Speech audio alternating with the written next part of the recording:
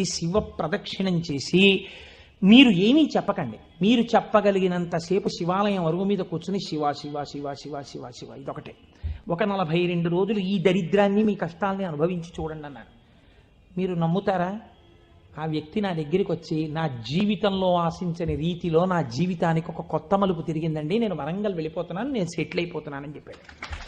ఆ వ్యక్తే నాకు ఈ మధ్యనే మళ్ళీ ఫోన్ చేసి, కోటేశ్వరారు ఇప్పుడు నేను ఎంత ఆనందంగా ఉన్నాను అనండి, ఒక్కసారి మీరు ఏమైనా వరంగల్ వస్తారేమిటండి ఉపన్యాసాలకి, మీ దర్శనానికి వద్దాం అనుకుంటున్నాను, నేను కూడా కాకినాడ అన్నాడు.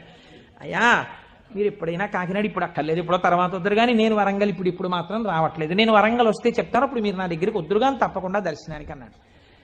కళ్యాణి అందులో అంటారే ఏతి జీవంతిమానందో నరం వర్ష శతాదపి అంటుంది సుందరకాండ. 100 ఏళ్ళు బతికిన వాడు శుభాన్ని చూస్తాడు. అందుకే తొందరపడి ఏదో సమస్య ఉందని ఆత్మహత్యలు చేసేసుకుంటాం ఇలాంటి మాటలు